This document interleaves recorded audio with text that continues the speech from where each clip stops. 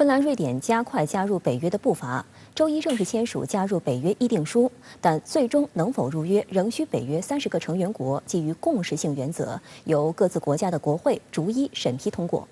实际上，土耳其上周在北约峰会召开前与芬瑞两国达成协议，为两国加入北约扫清障碍。但土方也强调，后续进展仍有赖两国对协议的执行情况。虽然芬瑞两国尚未正式加入北约，但北约已经在开后门，全面加强军事合作。俄芬交界的芬兰拉彭兰塔市已要求北约在当地设立军事基地。俄罗斯方面则对此强硬回应称，北约在芬兰和瑞典进行军事部署或进驻军队将招致打击。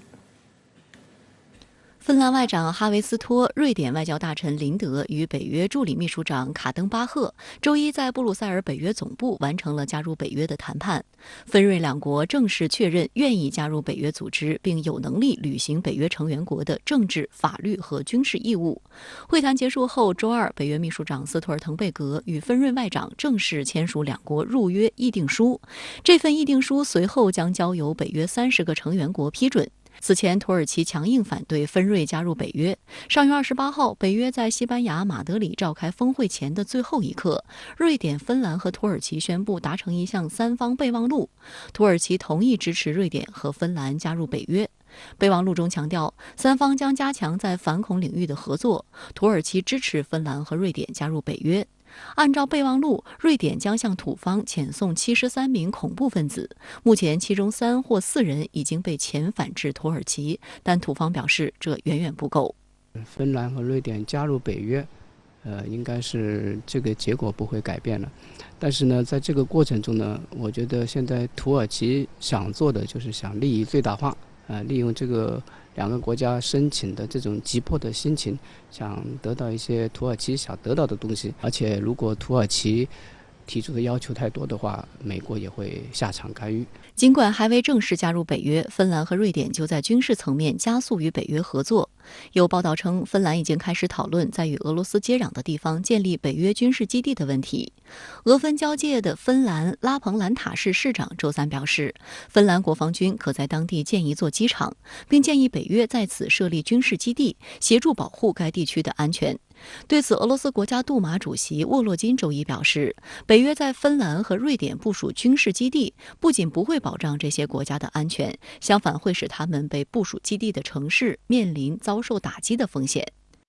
对于芬瑞加快入约步伐，上周在俄乌军事冲突发生后首次出访的俄罗斯总统普京反应平淡。他表示，瑞典、芬兰要加入北约，俄罗斯并不会阻止他们的行动，因为瑞典和芬兰并不像乌克兰有着和俄罗斯这样或那样的问题。但是普京也画出红线，他表示，如果北约在这2个国家境内部署军事设施及军队，那么该事件的性质就发生改变。俄罗斯不排除会像对待乌克兰问题那样对待瑞典和芬兰。